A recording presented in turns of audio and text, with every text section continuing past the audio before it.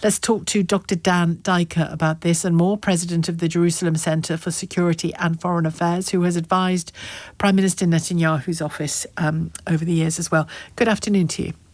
And good afternoon to you in London. What is your understanding of the reason for this and the timing of it? You know, Sheila, when I was in the House of Commons a number of times over the last 2 years with the Iranian opposition, that was very recently in London, the most consequential, broad representation of the Iranian opposition. And what they were saying is, why is it that the Western powers have not realized over the last 47 years that the Iranian people have been crying out for help with this torturous, murderous regime, and that we've seen what they've done recently is to mass murder up to 50,000 of their own people. Not even the Nazi regime did that. And we remember the extraordinary courage of Prime Minister Churchill when he said, we will fight in the streets, we will fight in the hills, we will fight everywhere, and we will have said years on that this was our finest hour. We today, Sheila, the Western Alliance, Israel, the United States, the United Kingdom, are facing D-Day. This is our D-Day in 2026 with this messianic, murderous regime that has not been taken care of until now. And I think that Prime Minister Starmer is probably, according to reports, going to join the effort, as Britain has been targeted by the Iranian regime recently, not to mention the 20 or 25 assassination attempts by the Islamic Revolutionary Guard Corps in the last 2.5 years in the UK. So I think there's every reason to understand why we, as people of the free world and the great United Kingdom, must come together to help the Iranian people take their own future into their own hands and hopefully come out with a freer, more secure country. And so, based on what you've just said to me there, is the calibration then that really weakening the top layer of leadership that we know about is the first stage of that regime change? Because I remind you that Pete Hegseth in his speech at lunchtime said, this isn't about regime change. This is about what you've just said it was about, which was stopping the activities of this, Islamist terror regime, which is what it clearly is. Yeah, you're absolutely right, Sheila. And I think that what I watched the entire presser with Secretary of War Hegseth, and what he did say is the goal of the United States military is not to topple the regime per se, but as Prime Minister Netanyahu has said also, that may well be the outcome of what has happened, because the bloody screws on this machinery of death have for the first time been loosened substantively. And this is a moment, it really is a moment of reckoning for the Iranian regime as well as for the free world. I know through many conversations with some of the leadership in the UK that the Foreign Office was very hesitant to take very strong action against the Iranian regime during the years because they preferred diplomacy and their own embassy to be a sort of a headquarters and contact point for the regime. And we see what result that has had. So I think that everyone has had a teachable moment here in this last day or 2 days, 56, 57 hours now of warfare to rid the world of the leading international purveyor of international terrorism and jihad. That's what we're facing. And I think we have to be very honest with ourselves, because we are people of peace in the West. We're people that we do, especially after the Second World War, which is the last major global conflagration that we've had. Europe paid a terrible price, as did the United States and the Jewish people. But at the end of the day, evil must be confronted and defeated, as one of your very honorable listeners just called in to say. We heard reports over the weekend, didn't we, that at least 153 people, including children, died after a reported strike hit a girls' school in southern Iran over the weekend. Now, I've seen reports back and forth as to whether that was a strike by the US and Israel, or whether it was a misplaced Iranian strike. I don't know. I can't say for sure. I'm not sure whether you can say for sure. Can you? I don't think. Well, it clearly, unfortunately, as people who lived through the bombing of London in 1941 recognize, unfortunately, and every death is a tragedy. But in wartime, people, unfortunately, pay the ultimate sacrifice. And this is what President Trump has said. Prime Minister Netanyahu, has made the same point. And just in the last 2 days, we've lost some 15 or 20 Israelis to a direct missile hit into residential buildings. This is what the regime has been doing for nearly 50 years. They've been trying to kill as many women, children, and innocent men as they can. And so this is the time to put the forever war to an end. We are going to end the jihad's forever war, and there's a price to be paid. Comparisons to World War II, they only go so far, don't they? You said at the beginning that this was our D-Day, or the West's D-Day. In what sense? Could you be specific with me? In what sense is the Iranian activity the equivalent to an army, the German army at the time, on the march, taking over country after country, and then heading towards Britain and France to do just the same? In what way is the Iranian regime comparable to that? In your view? It's a very good question, and many people have underemphasized or engaged in willful blindness as to the power projection of the Iranian regime using terror proxies throughout the European continent, throughout Africa, throughout Latin America. Let's be very clear. Mr. Maduro, who was recently captured and put into handcuffs and leg cuffs and dragged into court, he was not only a drug lord, he represented and secured the Iranian regime's base in Latin America, right outside the back door of the United States. He was a transit point for all the major IRGC Iranian proxy terrorism in all of Latin America, from the tri-border area down there where Argentina, Paraguay, and Uruguay meet. So you're saying Iran had global ambitions of power?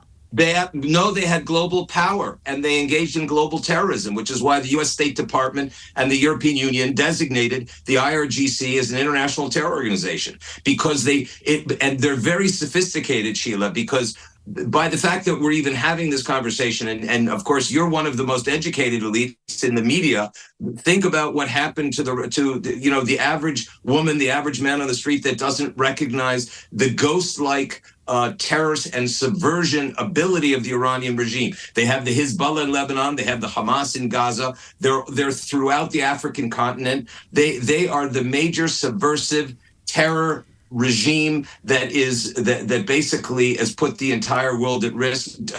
And if they, God forbid, got nuclear weapons, which they're very close to having enough enriched uranium right now, in total violation of the JCPOA, which the United Kingdom was a signatory, they would, in a matter of weeks, be able to construct 10 nuclear devices. Now imagine what would happen on 9/11 had those Al-Qaeda terrorists near the in the middle of London had a nuclear device and were able to detonate that device. Well, this regime is a messianic regime, and they're looking for the shortcut to go to heaven, and they believe that they have God's final word. So mutually assured deterrence. Can I come in on that? Please. Typically, I understand. I accept the violent Islamist threat from the Iranian regime. I mean, you'd have to be absolutely mad not to. It's there clearly for all to see, not least against Israel, but others as well.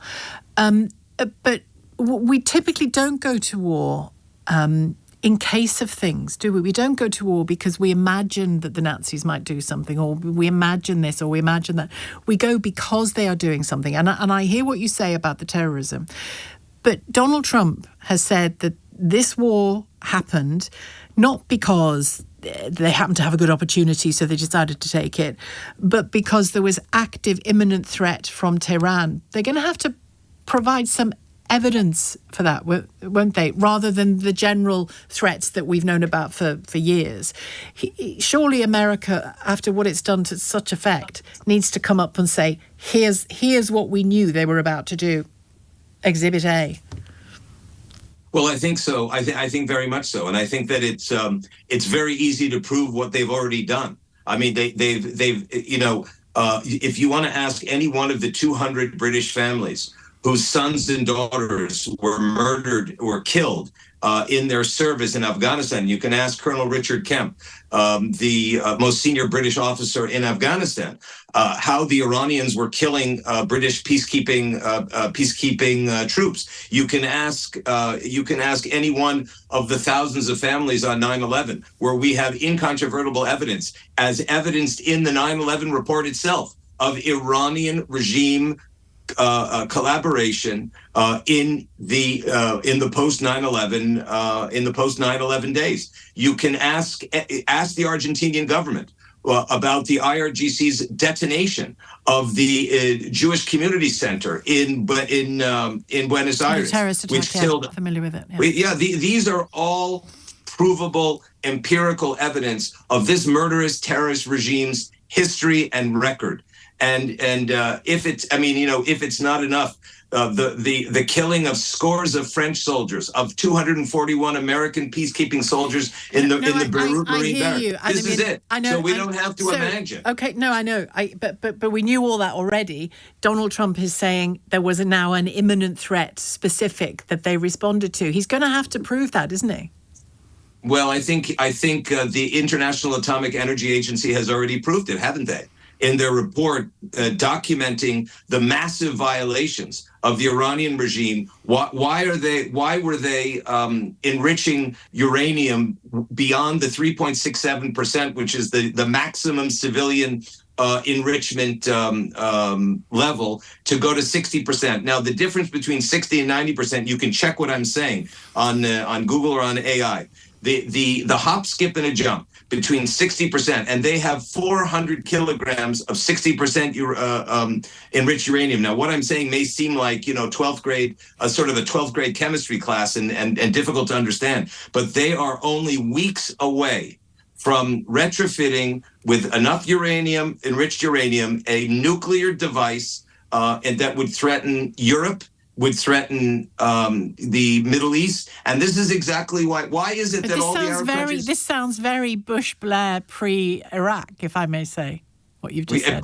It can sound the way it sounds. I mean, there is a whole different set of criteria, Sheila, regarding the invasion of Iraq. But if 9/11 wasn't enough to prove that there was collaboration between Osama bin Laden, the Al-Qaeda, who sought refuge in Iran after the 9/11 atrocities. I mean, I don't know what are we really talking about. I think the burden of proof is on the Iranian regime. It is not on the free world, and they have to prove why it is that their capabilities and their intentions, as they have explained them since 1979, they have said the United States is the big Satan. They have said the United Kingdom is the middle Satan, and Israel is the small Satan. Now, if that doesn't manifest in terms of their intention, then we have to look at their capabilities, and they've already proven what their capabilities are. Can I ask you before I go as Please. well? Quite a few of our listeners and texters are saying this is an oil grab. Is it? It's an oil. Who's grabbing the oil? The United States? America wants some oil. That's why it's doing this.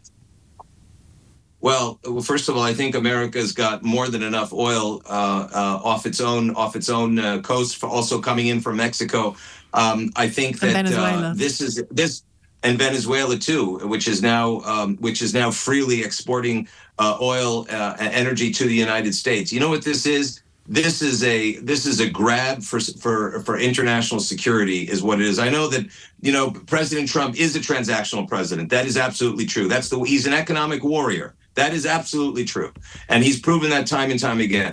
But if you listen to the president and you listen to past presidents, what past presidents of the United States and prime ministers of the United Kingdom, whether it was Prime Minister Johnson, Prime Minister Sunak, Mrs. May, you can find the same text and the same moral determination of all these leaders against the Iranian regime. The difference here is that President Trump is doing something about it. Past presidents I noticed you didn't mention Keir Starmer in that list. Do you think he doesn't have the moral? No, I think he does. I mean, I think that's what the Prime Minister may be talking about to the good people of the United Kingdom today. I think he's going to join the fight. Well, Britain has been attacked in the last 3 days in Cyprus in its own sovereign areas, and this is the European Union under attack by the Iranian regime. What other proof do we need that we must take action against this regime and change this regime so that it becomes more like the United Kingdom? Dr. Dan Diker, thank you very much indeed for talking to me today, President of the Jerusalem Centre for Security and Foreign Affairs.